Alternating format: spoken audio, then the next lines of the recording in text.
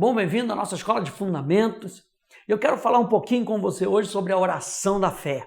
Alguns princípios sobre a oração da fé. Então eu vou pedir com que você abra em Tiago, no capítulo 5. Abre comigo. Tiago, no capítulo 5. Só essa partezinha do verso 15, que diz assim: e a oração da fé salvará o enfermo e o Senhor o levantará. E a oração da fé fará o quê? Salvará o enfermo. Ou seja, quando a gente está falando da fé, a gente está falando do nosso relacionamento com Deus. A gente já viu na aula passada sobre a oração do justo, e a oração do justo é aquela oração com base em um relacionamento. Não é com base somente numa expectativa, é com base no relacionamento. Eu peço porque eu sei, eu peço porque eu conheço a pessoa a quem eu estou pedindo. E a oração da fé, ela tem a ver com esse relacionamento, porque fé, gente, não é um conceito, fé não é algo filosófico, fé é um relacionamento com Deus. Fé é você ser tão persuadido por aquela outra pessoa que você se entrega, você confia.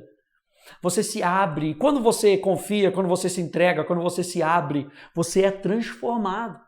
Então, a oração da fé é a oração baseada nesse relacionamento, nessa persuasão. Quando eu estou orando, é porque eu já fui persuadido por algo que Deus já falou para mim.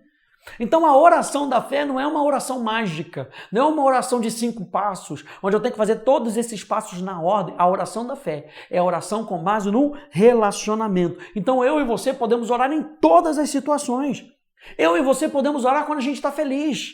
Tiago 5,13 vai nos lembrar disso. Alguém está alegre, então cante louvores. Eu e você podemos orar quando alguém está doente. No verso 14, ele nos lembra: alguém de você está doente? Chame os presbíteros da igreja e esses façam uma oração sobre ele, ungindo com óleo no nome do Senhor. A gente pode orar em toda e qualquer situação. Mas quais são os fatores chaves que ativam isso na nossa vida? Que ativam isso na nossa consciência? E aqui a gente está falando especificamente sobre a oração da fé que salva o enfermo. Eu e você, aliás, Jesus disse para os seus discípulos: se você imporem as mãos, eles serão curados. O apóstolo Tiago está falando: faça a oração da fé. E essa oração a gente já sabe que é comunhão, é participação dos seus propósitos. E quando nós usamos a fé, nós estamos ativando a nossa comunhão. Nós estamos ativando algo que nós vamos fazer, não porque o pastor pediu, ou mesmo está escrito na Bíblia, é porque nós sabemos que é a verdade. Então, se um cristão está doente, gente, há 3 fatores na provisão da cura de Deus. Número 1, a gente pode ver o relacionamento no corpo. Porque quando fala de chamar os presbíteros, está falando das autoridades. Quem eram os presbíteros? Eram os anciãos, as pessoas mais velhas, as pessoas maduras, com mais conhecimento da palavra. Chama essas pessoas, não chama qualquer pessoa, chama a pessoa que tem conhecimento da palavra. Que ela conhece a palavra revelada, que ela conhece a obra consumada de Cristo na cruz do Calvário, ela conhece os direitos que nós temos. Chama pessoas maduras. Chamar os presbíteros mostra que nós somos parte de um corpo em aliança com as promessas de Deus, em aliança com a provisão de Deus. Cura é provisão para mim e para você. Então, quando eu e você estamos orando por cura, a oração da fé salva o enfermo, porque nós cremos na provisão e na aliança de Deus. A segunda coisa que a gente vê num fator-chave dessa passagem aqui de Tiago é a obediência à palavra. O ato de chamar os presbíteros é obediência à maneira de Deus lidar com a necessidade de um cristão. E aqui não está dizendo que você não pode orar por você mesmo.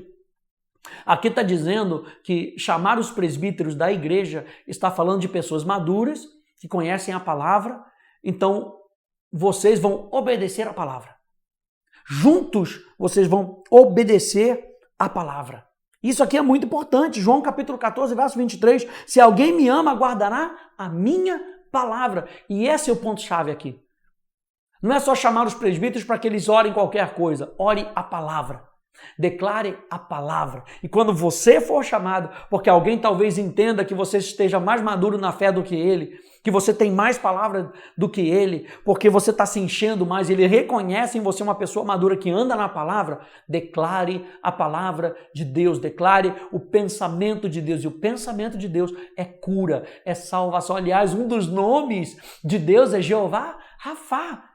O Senhor que é a minha cura. Preste atenção, Ele não vai mandar uma cura para você. Ele mesmo se manifesta. E Ele se manifesta na sua aliança como um Deus que cura. Um Deus que está pronto e disposto a curar. E a terceira coisa nesse ponto é a oração da fé.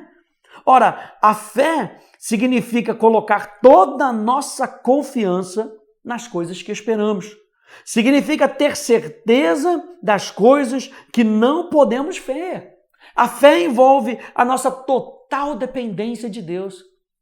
A fé envolve manter a promessa diante de Deus. A fé envolve obediência à instrução de Deus. Um foco total em Deus como aquele que cura. E a fé envolve ações de graças. Gente, a oração da fé é uma oração de declaração daquilo que você sabe que já é real no mundo sobrenatural. E logo depois de algo que você já sabe, que já aconteceu no mundo sobrenatural, que já foi declarado sobre a vida daquelas pessoas, o que envolve? Envolve ações de graça, oração de ações de graça. Senhor, muito obrigado, porque tu já curaste. Aliás, Isaías capítulo 53 vai usar o termo no passado. Vai dizer que ele já levou sobre si cada uma das nossas enfermidades. O apóstolo Pedro, citando Isaías, ele diz justamente isso. Ele já levou sobre si cada uma das nossas necessidades. Então eu te agradeço, Senhor, por responder às nossas orações que são feitas conforme a tua palavra.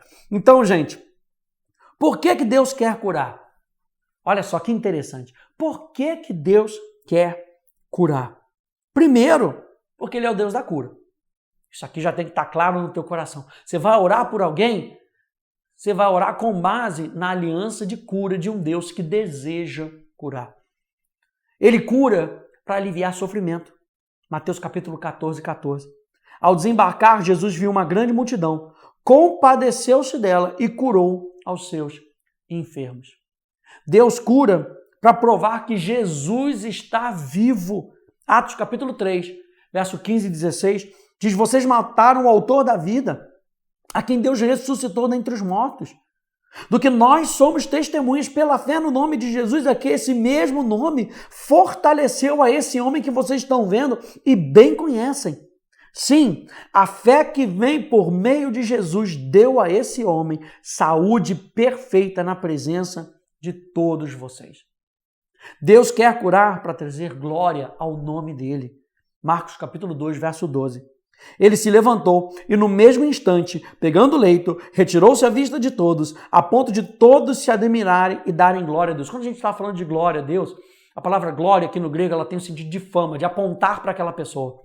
Então, quando Deus cura, uau, nós estamos apontando para Ele para que Ele seja reconhecido pelas outras pessoas que não o conheciam como um Deus de cura. Como é que as outras pessoas vão crer naquilo que elas não veem?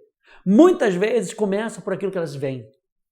Muitas vezes começa pela sua fé, pela minha fé, em prática, de acreditarmos. E aquela pessoa que está ali, talvez acamada, crendo também, e você tem um montão de incrédulo ao seu redor, e aquelas pessoas não acreditam, elas não têm o coração delas voltado para a palavra de Deus. Mas quando aquela pessoa é curada, isso é inegável. Já levou um relatório para o médico que não crê em milagre, e ele olha para aquilo e fala: só tem uma explicação, é milagre.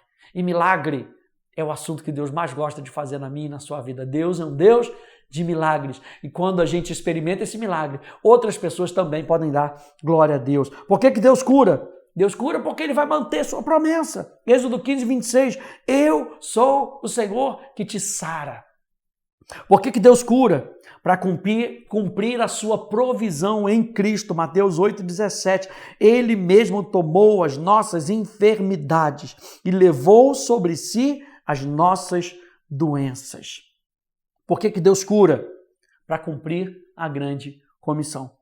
Porão as mãos sobre os enfermos e eles ficarão curados. Eu e você podemos ter a oportunidade de sermos essas pessoas que vão impor as mãos, como aqueles presbíteros, e fazer a oração da fé. Oramos com fé. A oração da fé não é uma fórmula mágica. A oração da fé é aquela que é feita quando você e eu estamos persuadidos daquilo que a palavra de Deus diz é a verdade. E a oração da fé salvará o enfermo. Que Deus te abençoe no nome de Jesus. Tchau, tchau.